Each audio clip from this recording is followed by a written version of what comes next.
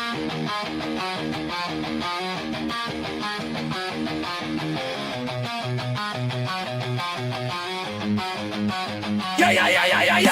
Wake up with coffee and sports. Sunrise glow, listen coast to coast. A flow like you know. Offensively, who made them? Oh, Patrick Mahomes. Sideline to sideline with plays to show. This network's got the spark. When you put up 300 yards rushing against someone, that you got your butt whooped. I feel like I would have liked to see Oregon Ohio State in the semis, not the quarters. So I think some reseeding is probably where I would change. But they're out of their mind. They're going to do this 3 quarterbacks in a row. Here's the crazy. I just can't take it. First deep flying high, fast cheering loud, and one podcast moving through the crowd. Needy boys brawling, no holds barred loud. This wire life never in doubt. Tune into the vibe. That's my bold prediction for the show. Devin Booker in the next 3 years, he will be a Houston Rocket. Because I still think Seth is still at the top of his game. I do. I think he's right there. Who knows? Maybe. Not this year, but one time soon. Why wouldn't we potentially see Seth and Roman? You know what I mean? Tune in the vibe.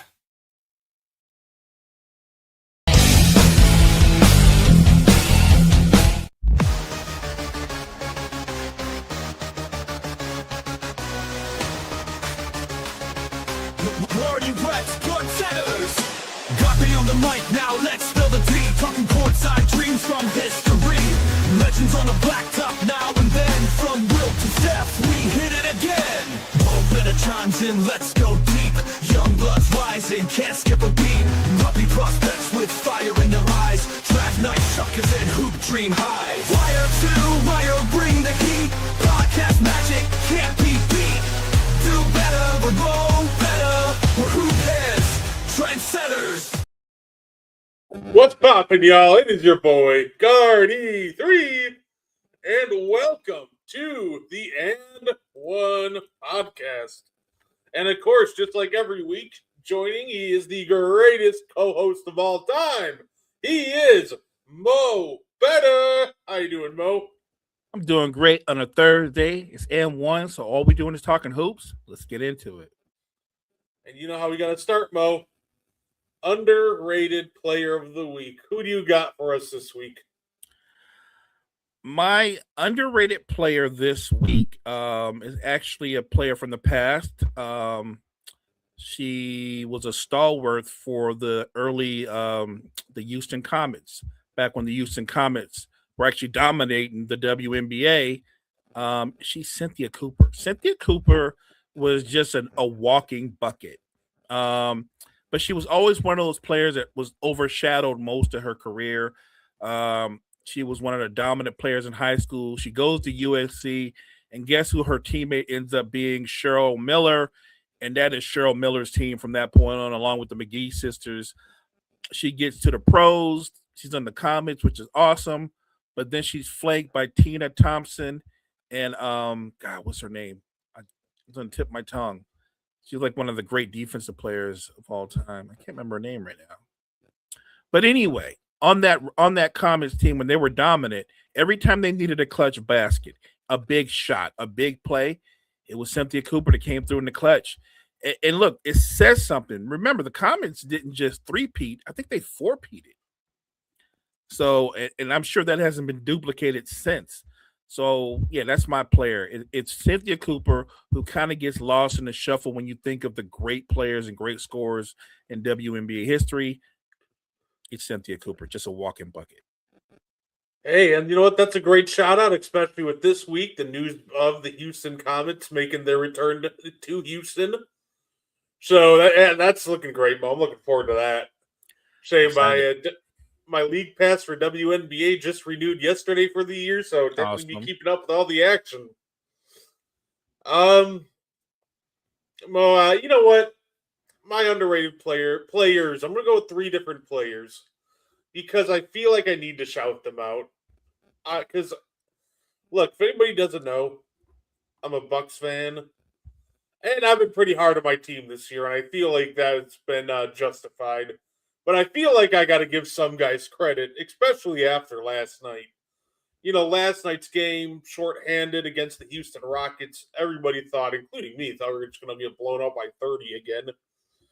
But we had some big time performers step up. It's a lot of people I didn't see coming either. As we got Ousmane Dieng from the Thunder at the deadline, he was terrific last night.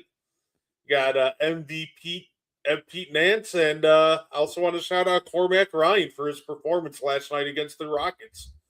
Just a truly incredible attempt to step up. Obviously, we still lost by 6, but watching all these young guys step up gives me some hope for the future. I like that. I like that kind of shout out because you're right. You get a young guy and you give him some playing time, and before you know it, you found a couple of guys that can be key part of your rotation going into next season. So I love the fact that young guys are getting an opportunity to play. They're stepping into those roles, and they're doing their things. That's a great shout out. I'd say, Mo, before we get to the NBA this week, why not talk about some WNBA? And because that ties into my do better with Mo better moment of the week. Mo, what are the Chicago Sky doing? Look, I'm not even kidding. What are they doing? They made a trade with both expansion teams. To Toronto, they send the 26th pick in the draft as long as they don't pick anybody from their roster pool, from their unprotected slot. And then they also made a trade with Portland. Portland receives the 17th pick in the draft. Chicago gets the 21st pick, so they move back 4 spots. But Portland also will not touch anybody from their unprotected list. Well, this team was 10-34. What are they doing? I'm sorry. To me, it's not worth moving back and just setting picks on fire to protect the roster, because I feel like there's just not enough people they have on the back end of that roster that are worth protecting. I'm lost because this might be the first time in basketball history that a front office said, we can't lose any of our rotation players off of a lottery team that won 10 games. Who's fighting you for those players? You won 10 games. Ain't nobody coming for nobody off your roster, especially off your bench. And you went and thought, we got to pay off the expansion team because we don't want them to break this squad. Look, if they end up going to the finals and winning it all, then you and I are going to have to come back on and issue a huge apology and go, you guys saw something we didn't see. And you know what I mean? It'll be that kind of thing. Now, do I think we're going to ever have to issue that apology? Not even close. I almost feel like they're literally self-sabotaging. It did not make sense. This is one of those moves or those decisions you make where you go, sometimes you're better off with the moves you don't make. This was one of those moves that didn't need to be made. And it's almost like this was so unprompted too, because I really doubt that Portland and company were looking to poach too many players off Chicago anyway.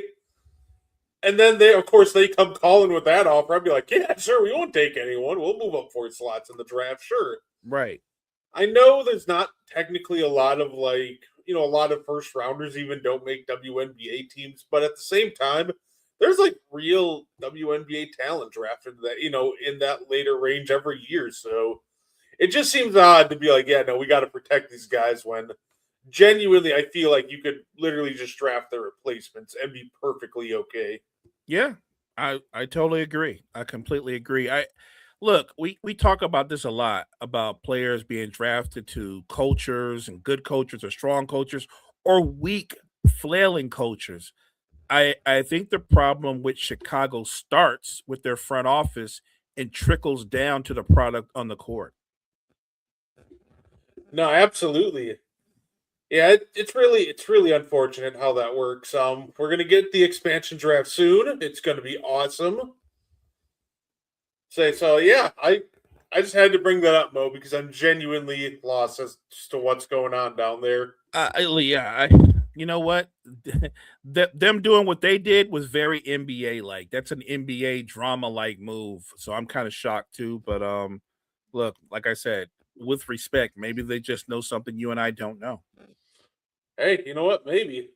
Say, speaking of the draft, Mo, I want to show you something, and I want to make a statement, and I want to see if you agree or disagree with me.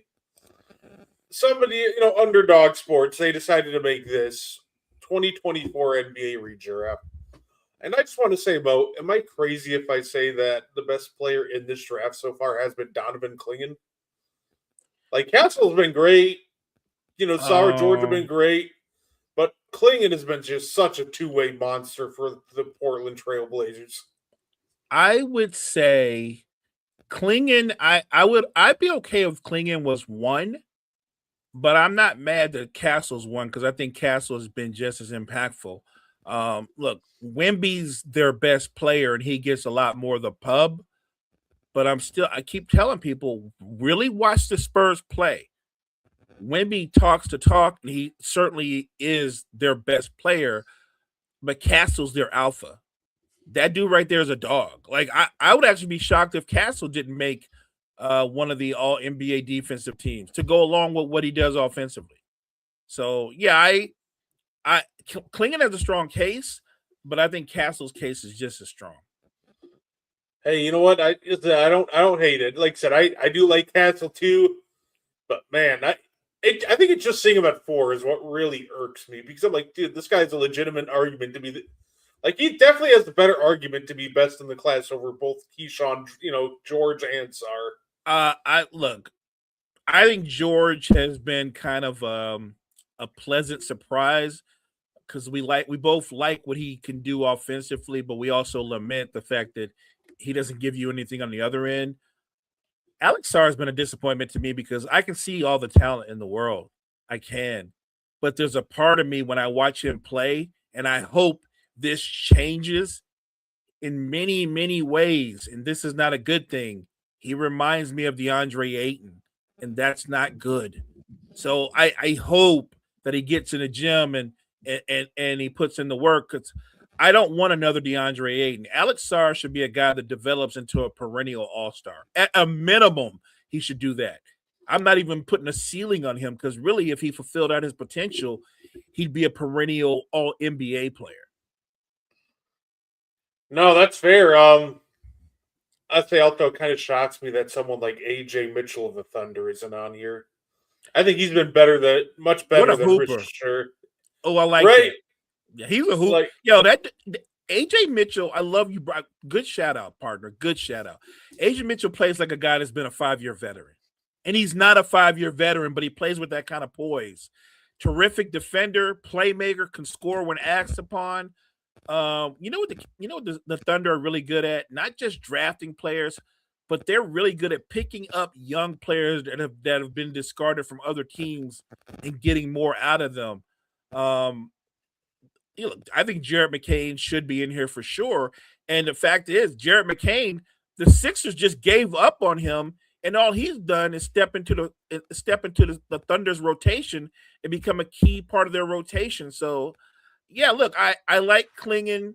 I can go either way with Klingon and Stephen Castle at 1.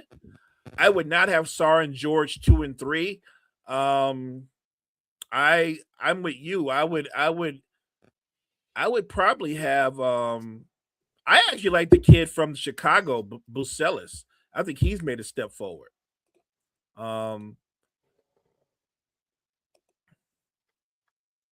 What's up, Jory? What's up, Gabriel? Hey, what's up, guys? Thank you for tuning in. Thanks for dropping through. But yeah, I mean, look, there's some talented players, but I don't think you can go wrong if you say Klingon or Castle. I think Jared McCain has done well.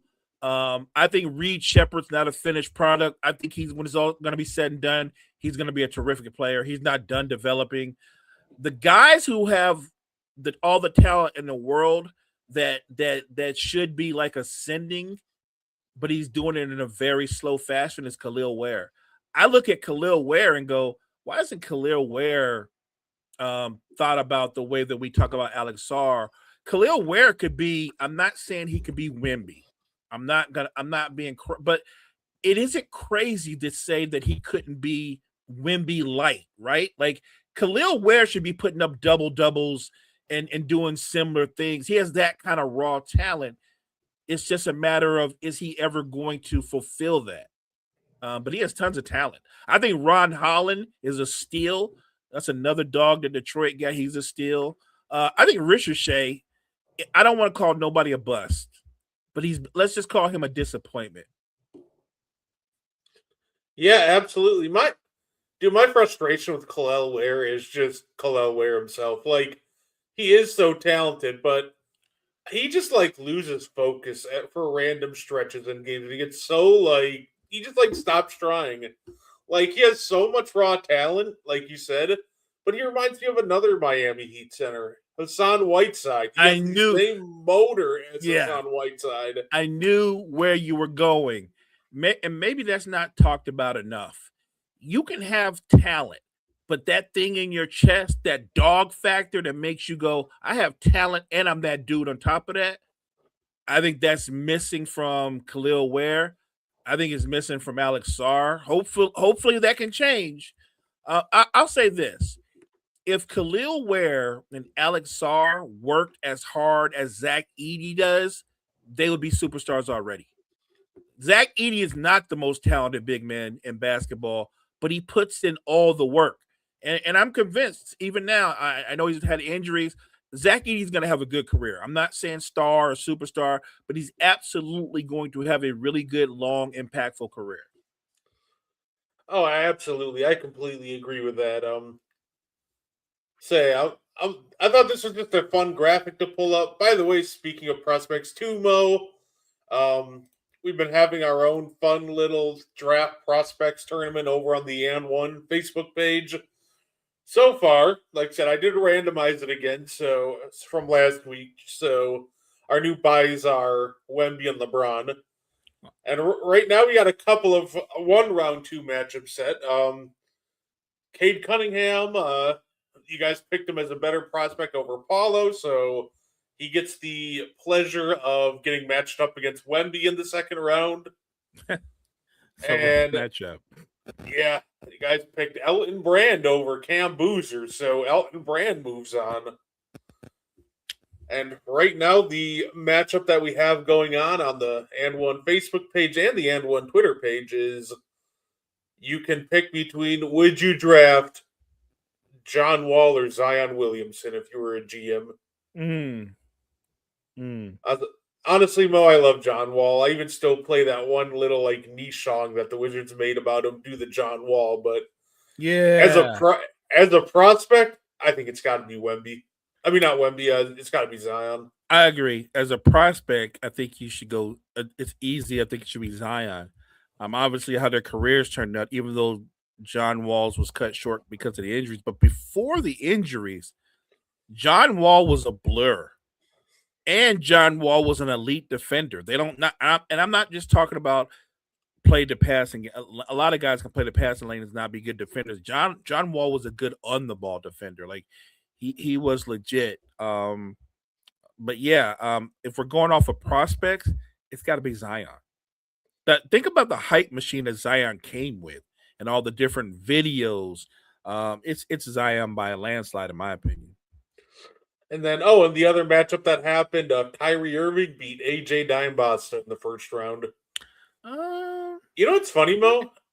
I this might have get me fired as a GM, and that's okay. But just based off prospects, I probably would have drafted Dimebasta.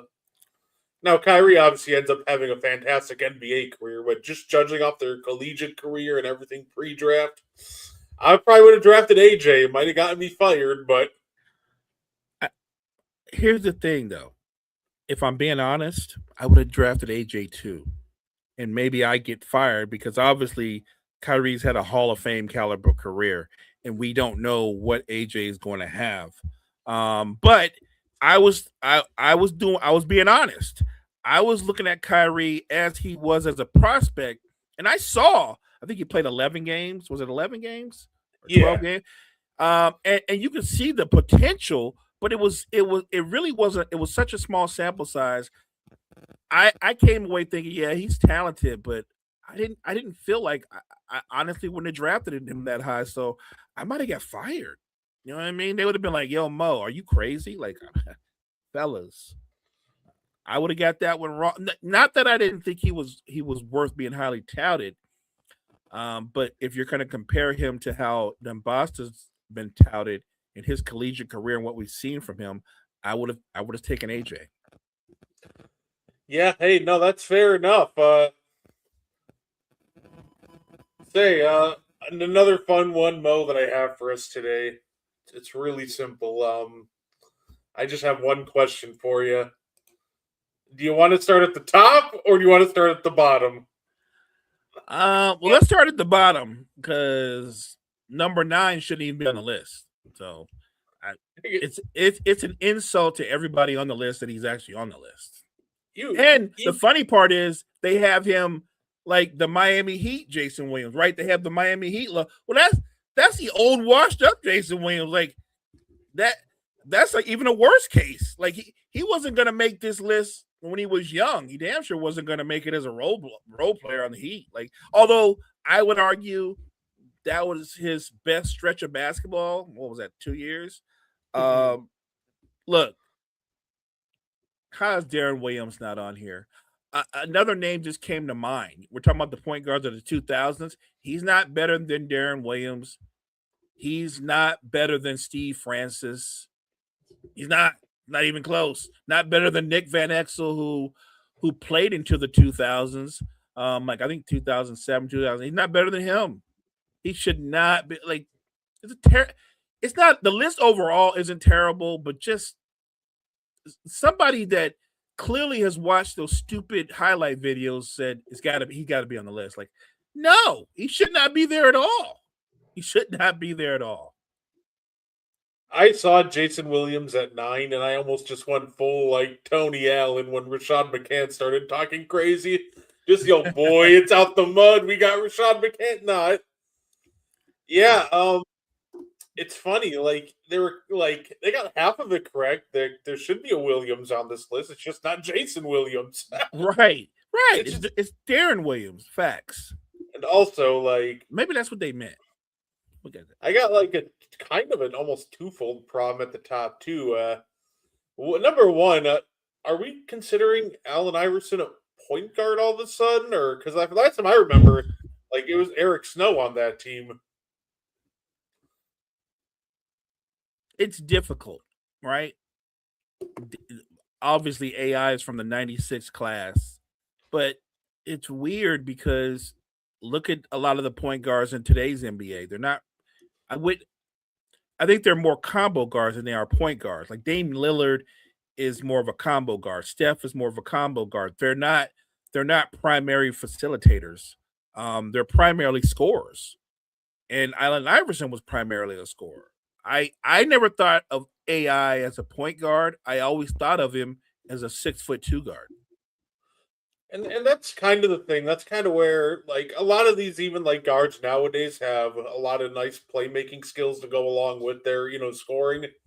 AI was just definitely just straight up more a scorer than a passer and a playmaker. Obviously he could pass. I'm not saying he was an incapable passer, but like he was just definitely more wired as a 2 guard, so like I wouldn't even have him on this list. He'd be one over with the rest of the 2 guards. And of the 2000s, yeah, he'd probably be the third best 2 guard of the 2000s. I was gonna say he still would do well, stacking up against the guards of the 2000s. I maybe they put him at point guard because if they put him at 2 guard, they think that would push him further down. Because obviously, if you ranked all the 2 guards of all time, he wouldn't rank that high. Not when you start factoring in Wade and McGrady, and he wouldn't rank that high. I think you got it right. I think anytime your point guard I think he's got like 5 or 6 seasons where he took 23 or 25 shots a game. You're not a point guard. You're a 2 guard. Right. And then I'd say, and then too, Mo, like, look, I love Derrick Rose, but he only had 2 seasons in the 2000s. They were fun, but like, what did Derrick Rose do in the 2000s that would put him on? Like, if anything, if he's going to be on one of these lists, it would be for the 2010s, I think, not necessarily the 2000s. I think that's fairer, a better assessment. Again, we got, I believe, correct me if I'm wrong, we got like a 3-year window of what Derrick Rose was before the injuries, right? Yeah. And obviously, one of those years was his MVP year, which is amazing. So that short sample size, like I said, if we were matching up his peak, which is weird because you can make an argument he didn't even reach his peak, but then that would be the argument. But he can't be one of the top point guards to me if all you have is look. If we're doing that, then we're opening the door up for putting guys like Brandon Roy in conversations. He had a 3-year window before he got hurt.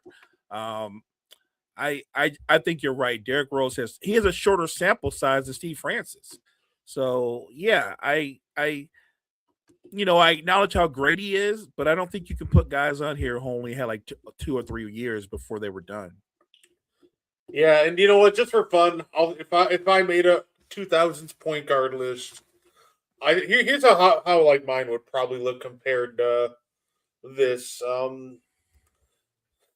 Probably be Nash, Kidd, CP3, Chauncey, Tony Parker, Gill, say Darren Williams, Gary Payton, Rondo, Baron Davis. If you want to argue that Derrick Rose should be on one of like those last 2 spots, maybe over like, Rondo or Baron Davis, I'll listen. But also, like I said, I'll listen. I probably wouldn't go for it because I feel like Baron Davis is also just incredibly underrated. Yeah.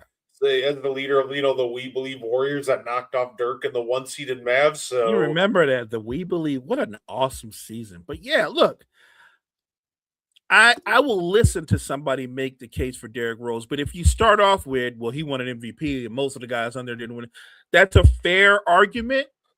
But it said point guards of the 2000s. I'm thinking like that's like a career. As great as D Rose was, it was 3 years. And then obviously he played longer than 3 years, but we're talking about when he was a star. The bulk of his career, because of the injuries, he was more of a rotation player. Yeah, hey, no, fair enough. Oh, you know what? Jory, I'm with you 100%. I'm tired of, I don't know what the obsession is with Pat Bev. I tried to explain this to somebody, and they said that I was making their point because I said Harden is a more gifted all-around offensive player. I didn't say Wade wasn't a great offensive player. The argument I was making was that is Harden's claim to fame. But Dwayne Wade impacts both ends of the court. Harden, I think D Wade made like 3 All-NBA defensive teams and led the league in blocks multiple times as a guard. Dwayne Wade is the better basketball player, but James Harden is a greater offensive player. Those both can be true. Did you see what? And then Pat Bev tried to start like inserting himself into the conversation. Like, all right, calm down, buddy. You see what he said something dumb. He said, I think he posted his record versus Dwayne Wade. He posted his team record against Wade and 3-point percentage, and I almost like had a hernia dying of laughter when he did that. Because I'm like, no way you just did that. Dude, a role player can't post his team record against a superstar. Like, he don't even remember you. Like, he's playing against the other team starters and stuff, and you're talking about like only Pat Bev would try to go there and look, I got a winning record against you. So you know what that means? It doesn't mean anything. It doesn't mean anything. No way in hell Rose is better than Tony Parker, especially for just ranking 2000s point guards. Yeah, absolutely not. I agree.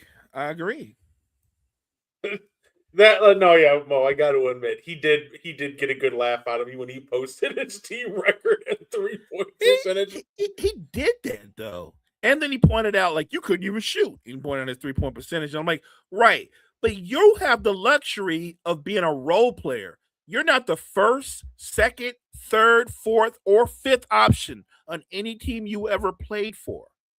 Wade actually was the number one option for years, obviously, until he and LeBron teamed up. Did you see the other There's 2 like who's better convos going on right now, and one of them's like a legitimate one, and the other's just kind of stupidly funny. By the way, I'm not hating on James Harden. When I say that he's one of the great offensive players, I think that's fact. But I don't think he's a better basketball player than Dwayne Wade. James Harden, you know what's weird?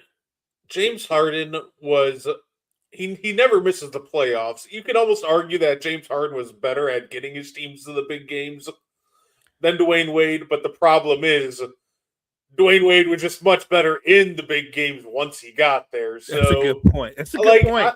I think you could argue that, yeah, James Harden is a more talented basketball player, but the problem is, like, yeah, he gets his teams to the big games more often. He puts up more gaudy numbers than Wade, but once those big games start, like, Dwayne Wade obviously showed to really elevate his game every year. He did make the playoffs well. I think we that's know what Harden kind of does when he gets there. I couldn't have said it better. James Harden is terrific. And if sports just ended on what you did in the regular season, then we would say James Harden is greater than Dwayne Wade, and we wouldn't even talk about it. It wouldn't be close. I think Harden led the league in scoring 3 times. I think he's led the league in assists 2 or 3 times. Like, he is an offensive genius. And you pointed out something that is a fact that nobody talks about, but he should get flowers for.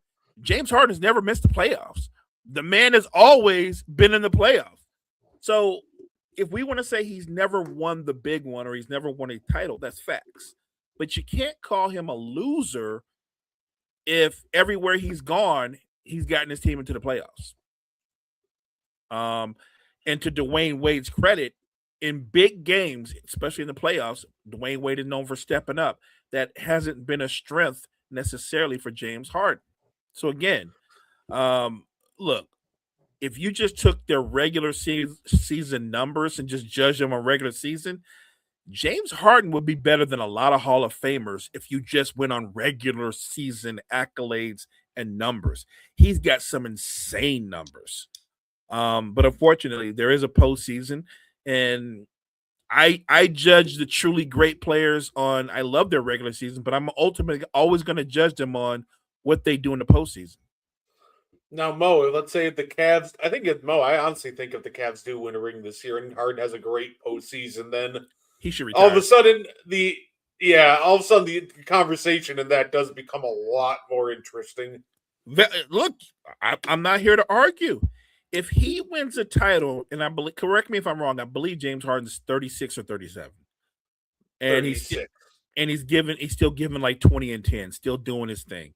But if he wins a title, then you can't all the things that have kind of dogged him or brought him down, that's gone, and he would have that title in the bag to go along with those gaudy, huge, incredible numbers. You're right. That would be a different spin. And I think that would open up the conversation in a different way. I'm just talking about how I feel about both players right now today. Right now today, I think Wade is the better player. You can tell me Harden is more talented. I actually agree with the more talented part, but being more talented isn't a default to being better.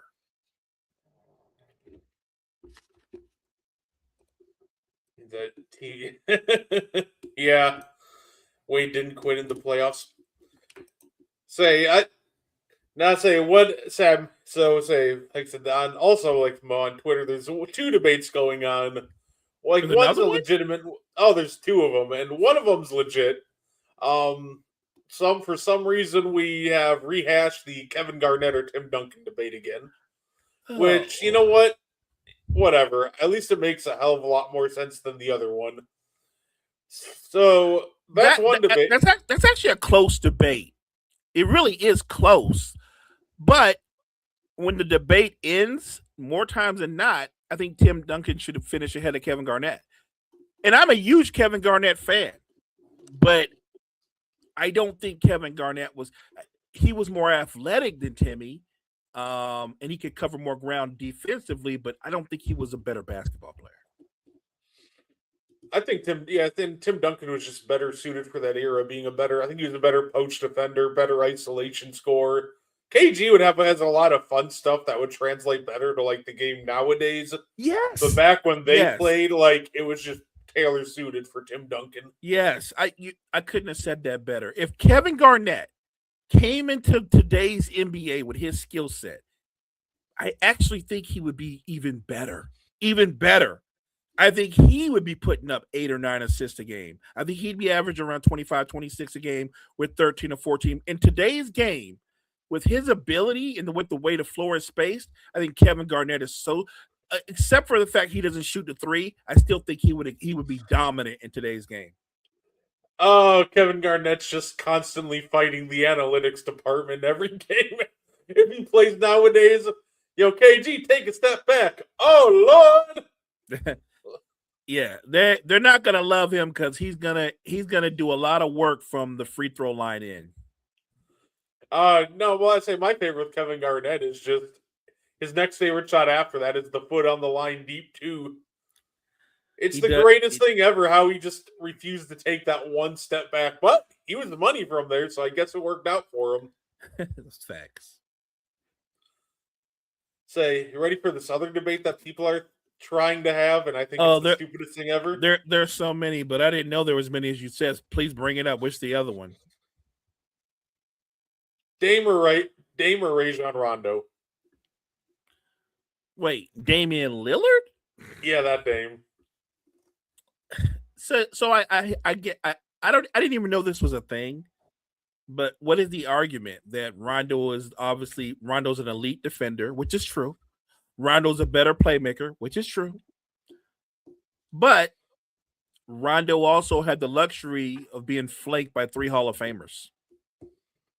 Like Dame went to a team and the team became Dame's. He was the center of that franchise's universe. I love Rondo. I think he's tremendous. And I think Rondo has an outside argument to be in the Hall of Fame.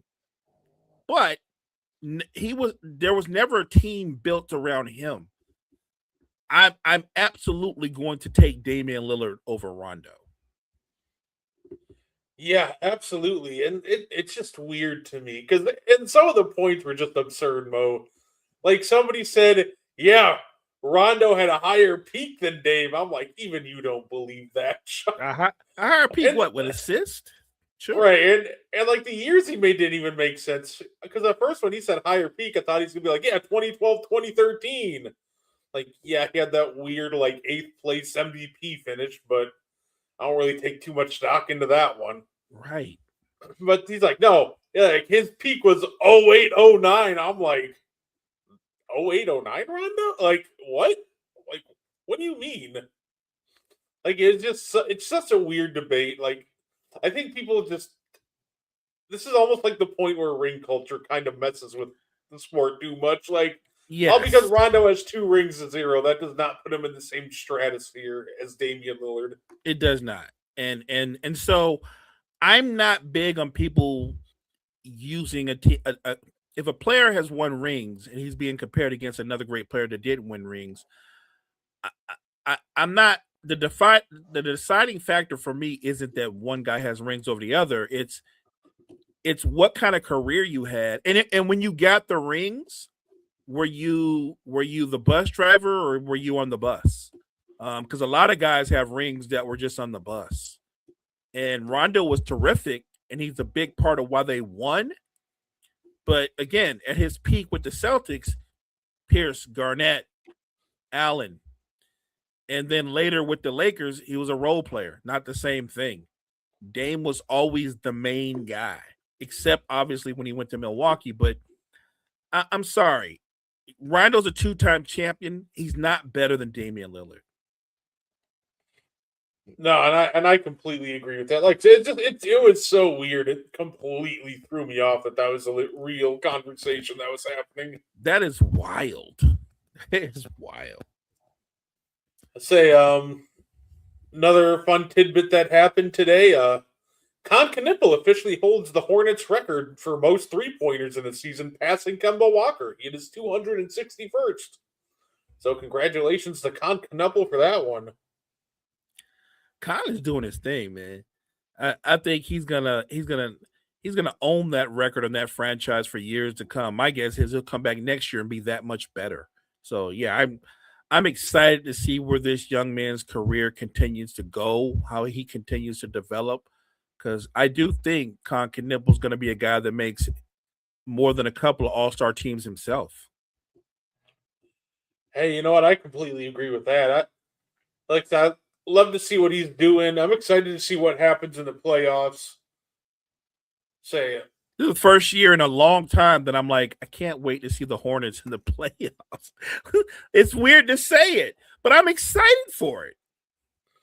Right? Like, this is gonna be a fun playoffs. Like, the East is, normally we talk about the East being weak, but this year, even like the 10th seed has 40 wins. Like, this is definitely a much better East than years prior, so it should be an absolute dogfight on who gets out of that one. Agreed 100%. I think the East is there's so much parity in the East that I believe this playoffs in the East and the West, at least one lower seed is going to take out a higher seed, maybe two, but at least one.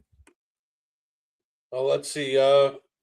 Right now, if we were to start the playoffs tomorrow, at least we got the Cavs and Knicks. That's probably pretty locked in. Knicks are 2 games behind the Celtics, but 2 games above the Cavs. So, dang, that's a brutal first round series. Dang, Cavs. Yeah. Knicks. Wow. So I'm guessing that sticks. Say the 2-5 matchup.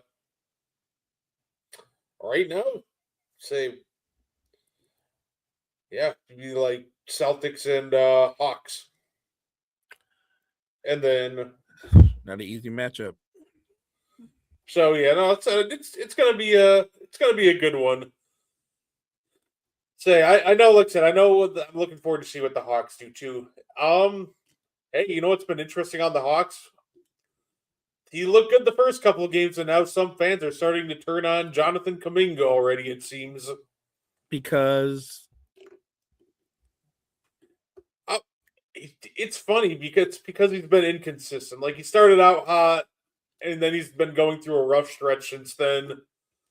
It's weird to me because it's like, this is just kind of who he is. I don't know what your expectations were. He's always been inconsistent, on the more inconsistent side. Yeah, but I think that's why him coming off the bench, I think that's the perfect role for him in the NBA as an instant offense kind of guy. And there are going to be nights where the three's not falling for him and he struggles a little bit more than others, but I still think he's a good pickup for the Hawks as long as he embraces his role. And look, speaking of the Hawks, if the Celtics play them, that's not an easy series for the Celtics by far. We're talking a lot about how Jalen Johnson is playing, but you see what Dyson Daniels is doing. More importantly, you see what Okongwu was doing. Okongwu is turned into Karl Anthony Towns. The dude is shooting a 3 at a high level, and I mean, he shoots multiple. He's about 4 or 5 threes a game. Like, he's extended his range.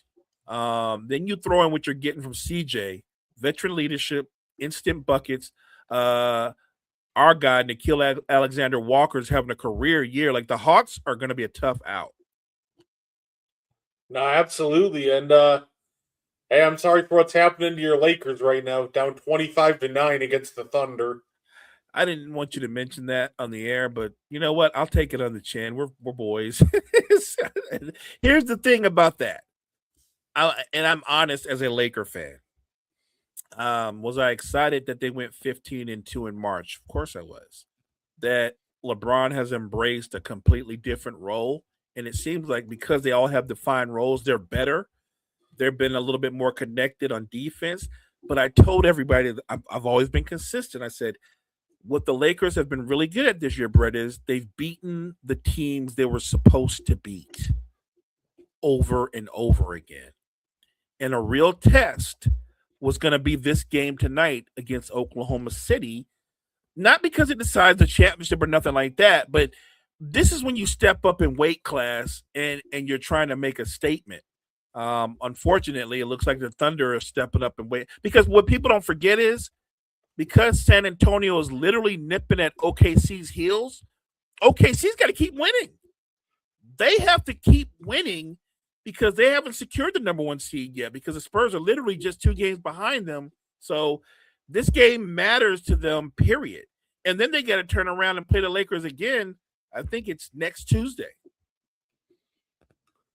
It's funny with this game. I'm not even like are the Lakers really doing much wrong? Not really, but when sometimes guys just have a night, and when Lou Dort starts out 4 for 4 from the field and 3 of 3 from behind the arc, there really isn't much you can do about that, except just pray that it's just not his night all night. Yeah, look, do I think Lou Dort's going to continue to shoot at a high level throughout the whole game? Uh, his numbers say no. He's a streaky 3-point shooter at best, but he's not. He's definitely not somebody I'd be afraid to leave open. He's hitting them now, but the game's not over yet. It just starts off like it's over. It's not over yet. So I think the Lakers, because of that 3-headed monster, they can compete with everybody. The question I have for them is when you go up against teams like Oklahoma City, go up against teams like the Spurs, who are not just younger than you, but they're much more athletic than you are, that becomes the challenge. They haven't faced anybody like them during this run. So it's an interesting matchup.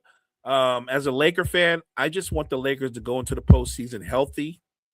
And I've got modest goals. Win a first round series.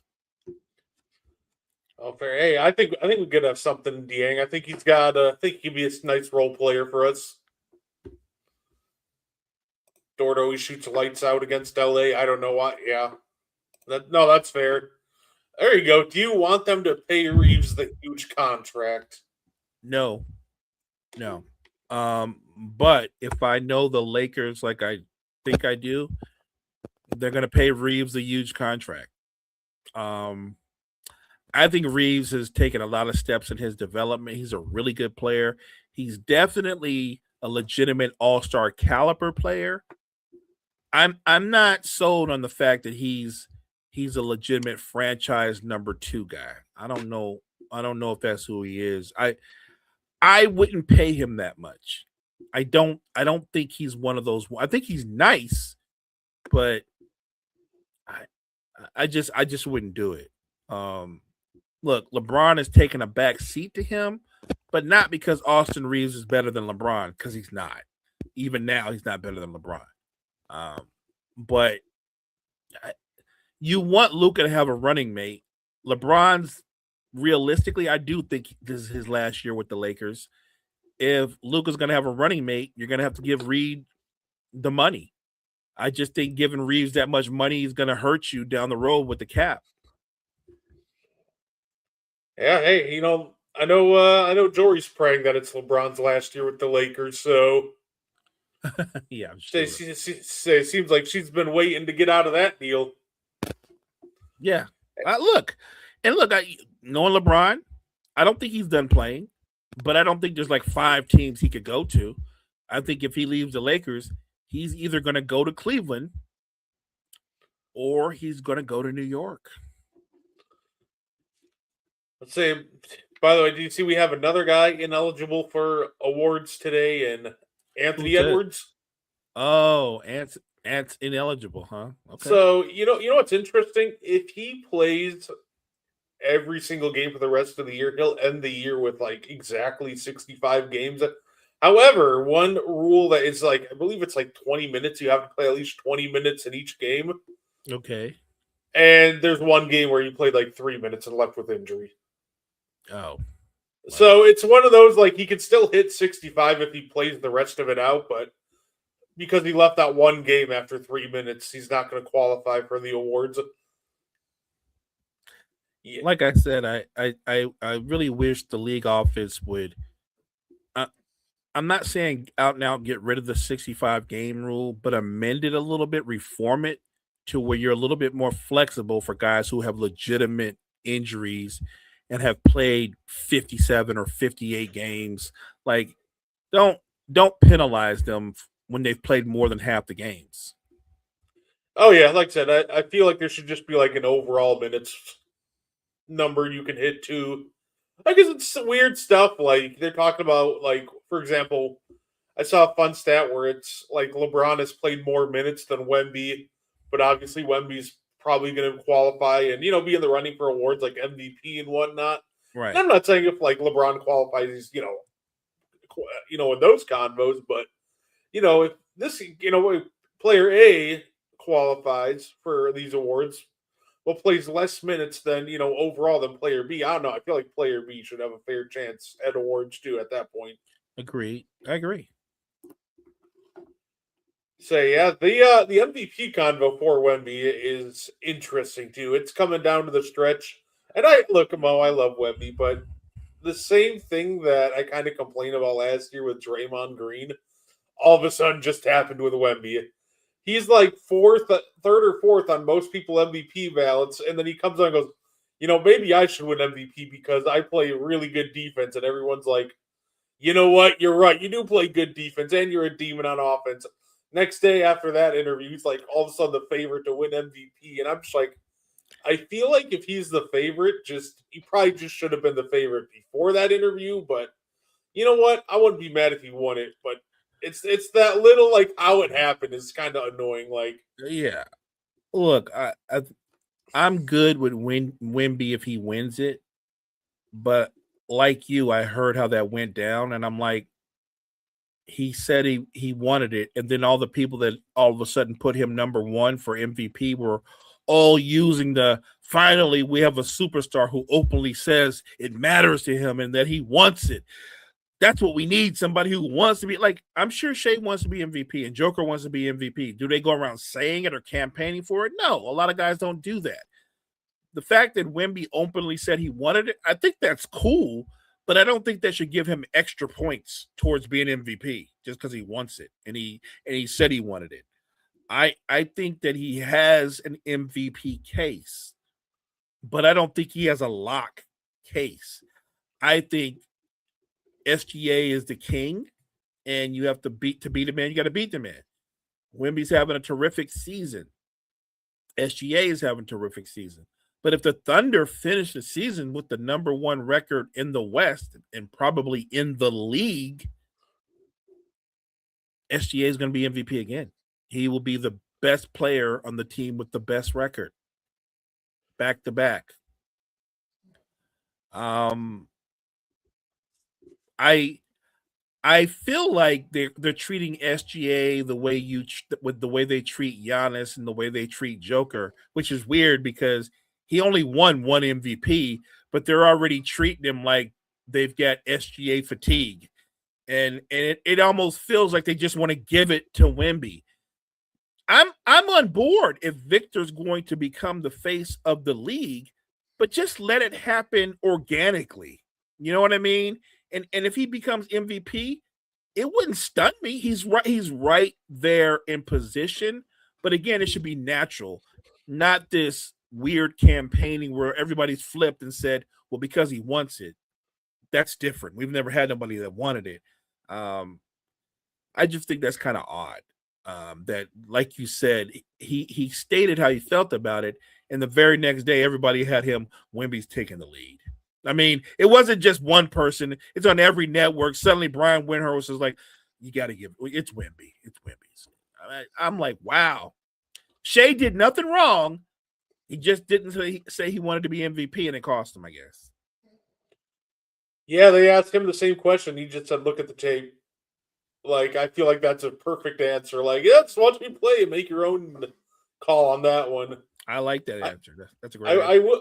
I will say with Wemby, though, I think Wemby, like, doing the things he's done, Mo, going forward, especially as he enters into his prime, which is scary to think about that he's not there yet, I feel like if you want to beat him out for MVPs in the future, you pretty much just have to be perfect.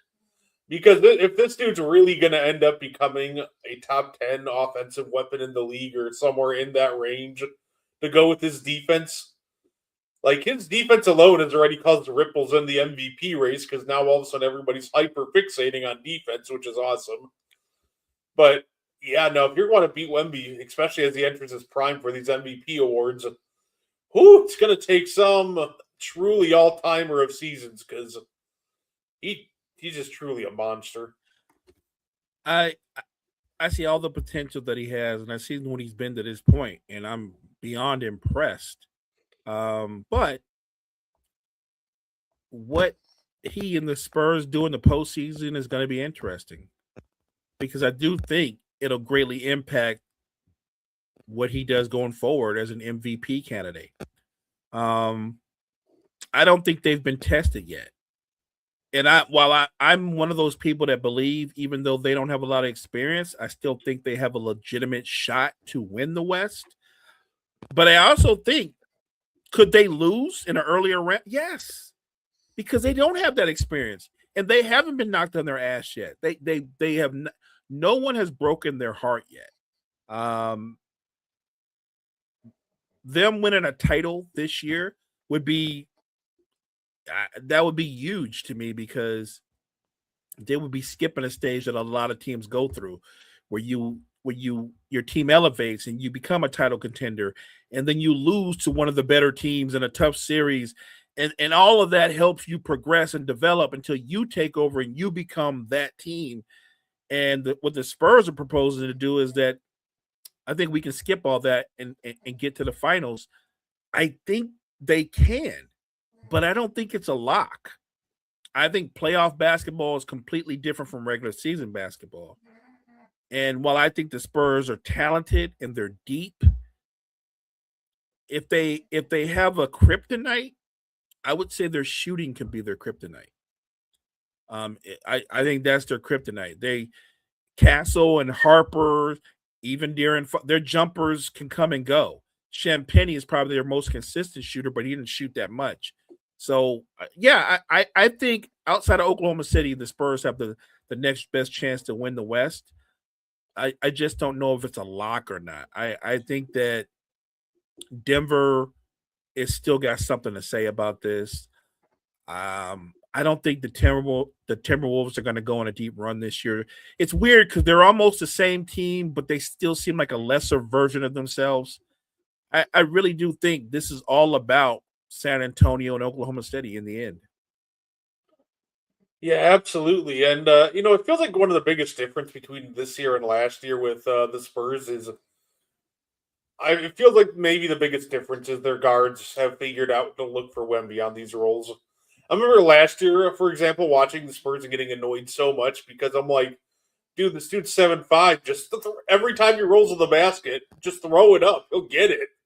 Fact. And it feels like this year they finally figured out, like, hey, this guy's 7'5". If I just give it to him going downhill, he'll get it.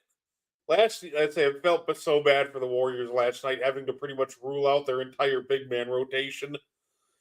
Poor Draymond was trying his best, but yeah, he went for 27 and 10 in the first half, and there just wasn't anything they could do about that. Yeah, I watched the first half, and then I didn't watch the rest of the game because I'd seen enough. Look, like you said, he's phenomenal, and the sky's the limit for where he can go, not just as an individual player, but where he can lead the Spurs as a franchise. Where we're talking, he could kind of do a Duncan. Let's say they go to 5 NBA finals in the next 10 years and they win 4 of those or something along those lines. I think that's the kind of talent we're talking about here. The upside for him is he's got his guys flanking him. Harper and Castle, they're going to get better too. They're not done. They're going to get better. And you still have Devin Vassell, who's a young guy. He's 25. What's the other guy that comes off the bench? Who I love. I'd say Cartier Bryant has been great for them too. I love that kid, Cartier Bryant. Like they're a young team with a couple of veterans sprinkled in. You need that with a Harrison Barnes here. They want to say De'Aaron Fox, but hell, Fox is 27, 28. He's a young veteran, if you will. It's going to be interesting to see how they adjust to playoff basketball because, like I said, it is a completely different animal. So we'll see. Yeah, no, absolutely. So it's funny too. I thought Draymond probably did the only thing you could hope to do against Wemby. He did force him to take, a decent amount of jumpers. It's just like last night. It feels like the problem is if the jumpers are falling, then really what's there left to do? There's nothing you can really do. I think Wemby's almost like biggest weakness is one that the bigs nowadays are going to have trouble exploiting. Like you can bump Wemby off of his spot, but a lot of the bigs that can do it, he's too fast for them. So, like I say, he'll be a problem going forward. I know when I do my prediction list of top 30 players, it's going to be hard. It's going to be tempting to put Wemby at close to number one, if not number one next year. And I understand that. Like I said, I don't. Anybody that wants to put him number one, I'm not going to argue with that. Now, does that mean he's going to end up being the best player by default? I don't know, because Kate Cunningham will get better. I think Anthony Edwards, there's things he can do to get better at. There are other guys that are developing and coming on the scene, so it's going to be interesting. Look, the young man out in Portland, Avia, has stepped his game up. So I think Wemby will be the number one guy going into next season. But I think you have a lot of proud veteran players like Joker, like Giannis, like Jason Tatum. It's weird because I feel like all those guys, there's the what do you call it? There's the old guard, which is LeBron and Harden and Kawhi and Steph and all those guys. And then there's the middle guard, and that's Tatum, that's Giannis, that's Joker. They're all in their mid-20s or late 20s. They're like tweeners. They're not old, and they're not necessarily kids either. So I think the middle guard is going to have a lot to say about MVPs. I don't think Joker's done. I'm not writing Giannis off. And I think if Jason Tatum can come all the way back, why wouldn't he have a shot at winning at least one MVP? No, absolutely. And say, Mo, I just thought about it. Another fun thing that just happened recently. I almost wanted to label it as a second "Do Better with Mo Better" because Mo, what's Orlando doing? And what I mean by that is, I'm sure you know where I'm going with this. Once I bring it up, they faced the Toronto Raptors, and they allowed a 31-0 scoring run against them. I saw that. The Raptors aren't that good on offense. They shouldn't be going on 31-0 runs against you. That was maybe the most pathetic thing I have ever seen because it was just an effort thing too. Like, missed shot, get out hustled, and boom. Like, half of the buckets it felt like was just Scotty Barnes beating everybody down the court. And now, hey, look, he has Javon Carter underneath because, like, Carter would be the only one to get back, or the smaller guards, and easy 2 points. And then Mamu went on a heater. It was a fun watch if you're a Raptors fan, but from the Magic side, Mo, I don't know how Mosley survives after this season. I'm not calling for nobody's job, but I think that Jamal Mosley as a head coach is taking them as far as he can take them. And I think and look, when you watch their offense, it's just a series of isolation setups. They've got to get a coach in there with a system that can bring out the best in everybody. And you have to be able to put together your best five that work together collectively. And I don't know if that best five is Franz and Paolo together. Maybe you stagger their minutes and you bring Franz off the bench or something. I don't know. But that duo that should be a great bookend duo, they don't necessarily work well. No, go ahead. I'd say it's funny because people will bring up by the way, SGA has my MVP vote. I keep forgetting to address this one. I have SGA. Same. But it's funny with the Magic, too, because they traded for Desmond Bane, and people keep referencing the trade. I'm just like, dog, like, Desmond Bane's giving them 24 and 4 on insanely efficient shooting. Like, he's giving them exactly what they traded for. The problem is almost just everything else. And it's funny. You know who they might have to move on from to bring more balance to the offense? It feels like they might end up having to move on. If they don't want to move on from Paulo, I feel like it has to be Jalen Suggs. I don't know. It's weird in the sense that it feels like that they need to balance out their offense together, or balance out their offense better. And it feels like if they're trying to improve their offense, if they're not going to move on from Banchero or Wagner, then the next maybe most awkward fit is Jalen Suggs. He's just a weird one. I love his defense, but his offense is brutal. He almost looks like the like the NBA embodiment of Cam Scatabo at times, the way he's trying to barrel through people. And then when he's not barreling through people, it's just step back three, which is always off the mark. So it's funny you mentioned Suggs. In a lot of ways, I feel like Suggs, he's got a lot of Marcus Smart isms in him. Do you know what I'm saying? Like there's a similarity to them to where you love them because the defense impacts games and they're steady. And yet offensively, you hate it when they shoot a lot because neither one of them are good or consistent shooters. This is what I'll say. If they give up on Suggs, what's the line? One man's trash is another man's treasure. I think Jalen Suggs goes to another contender and he makes that other contender even better. The only difference is I think going to another contender, Jalen Suggs will be in a different role. I don't think he's your starting point guard. I think Jalen Suggs is your first guy off the bench.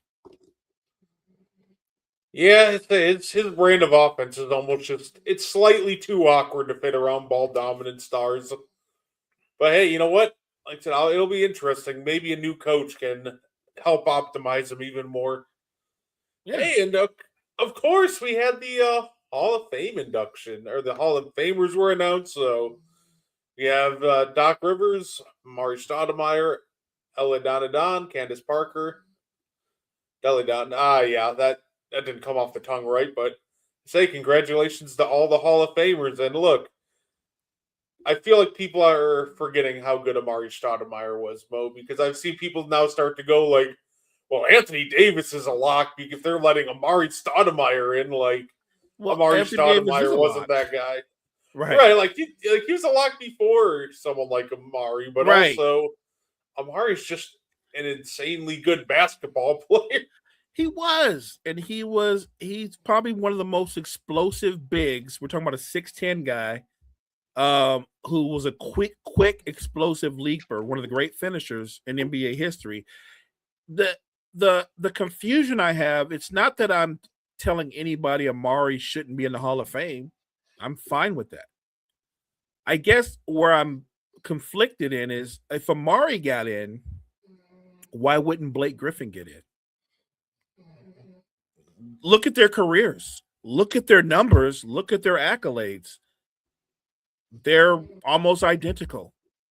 And so, look, I'm not even a huge Blake Griffin fan, but I'm just calling a spade a spade. If Amari's a Hall of Fame player, then Shawn Kemp's a Hall of Fame player, and Blake Griffin's a Hall of Fame player. So I'm not knocking Amari, but I'm just saying if he's in, both of them are more than worthy to be in as well.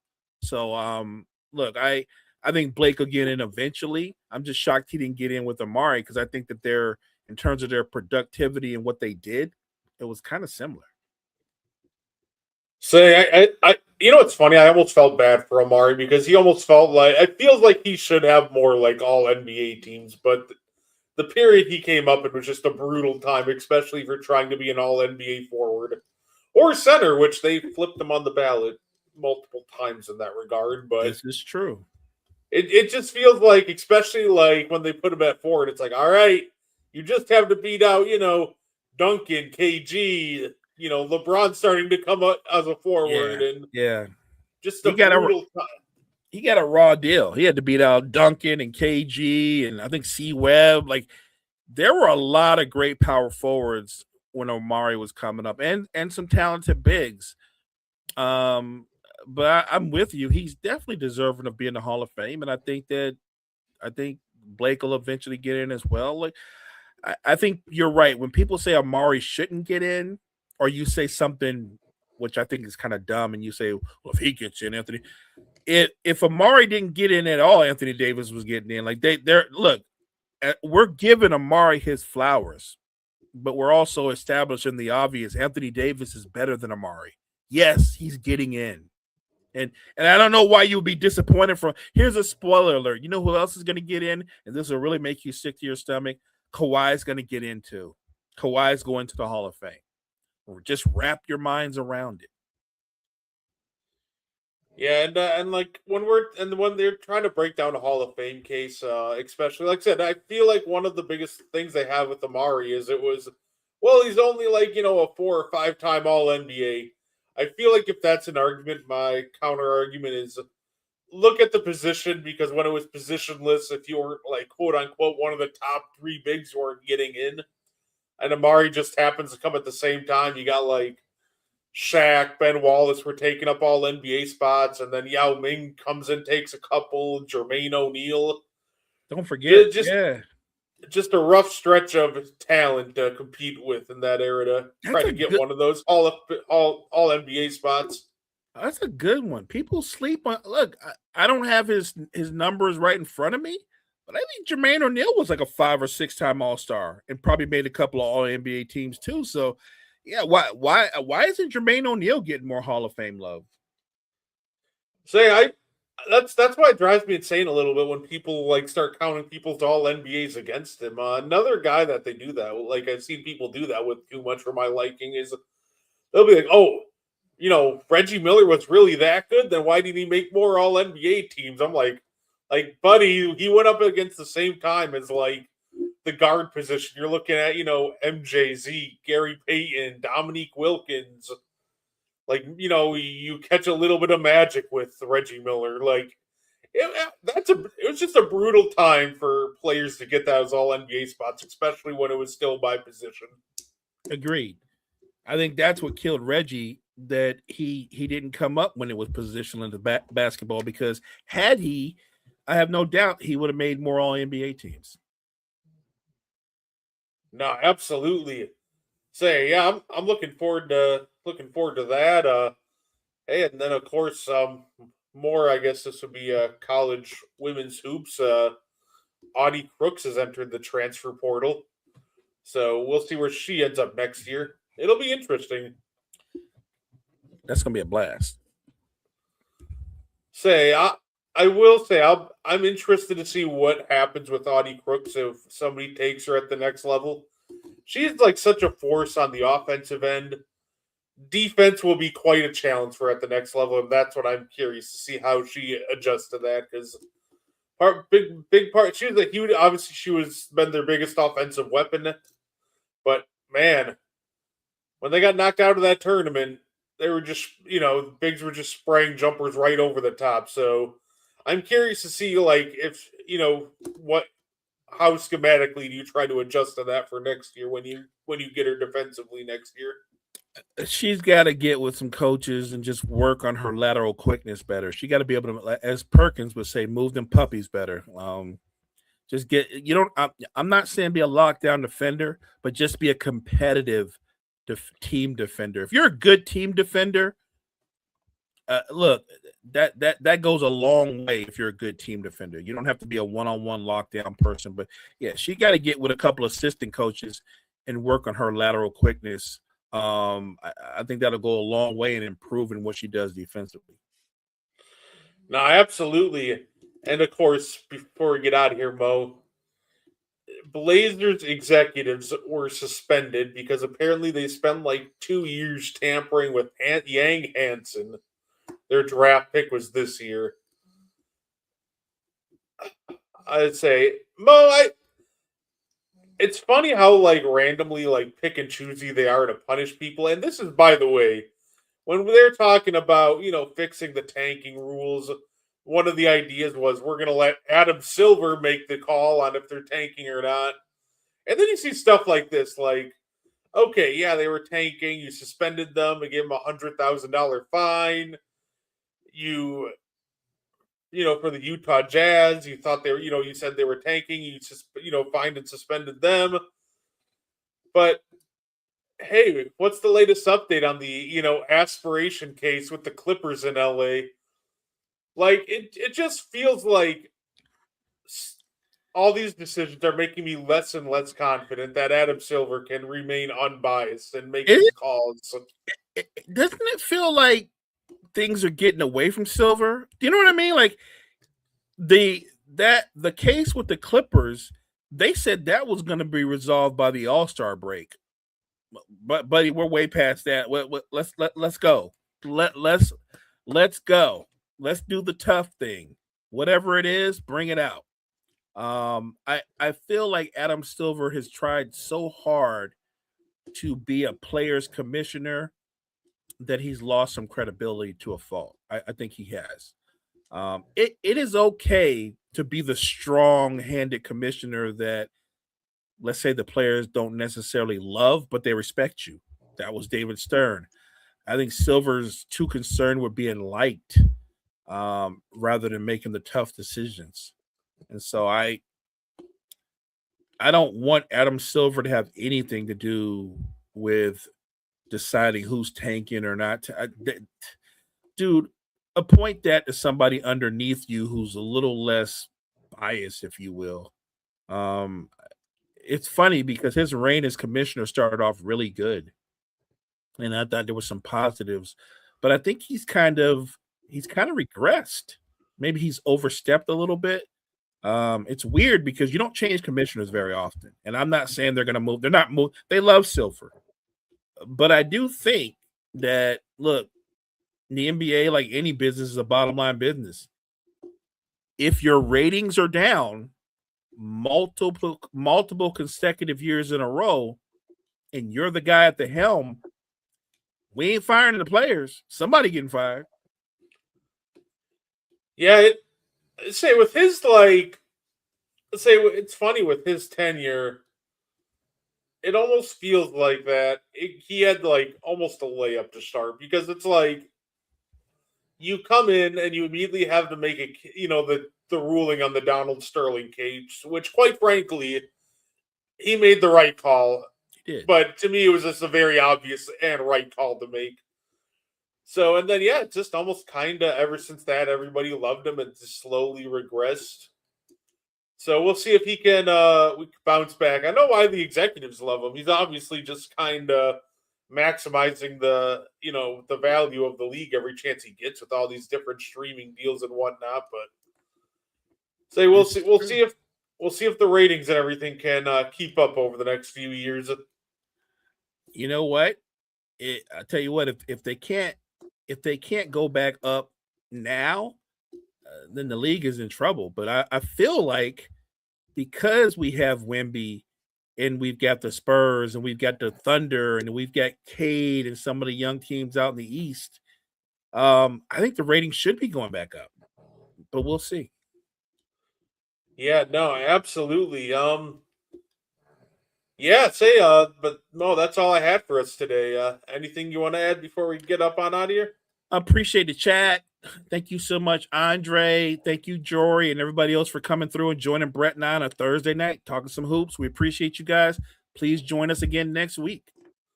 Yeah, absolutely. Next week, you can check us out Monday for Meaty Boys podcast. It'll be a fun one, and then another fun edition of And One. Look, once the season actually finishes, I'll give you my all NBA predictions. But Mo, I'm at a point with that where I was going to do it this week, but I kind of now want to just wait and see who's actually eligible for this award before trying to figure it out. That's fair. But yeah, hey, that being said, we thank everybody for tuning in, and we hope you enjoy the rest of your week.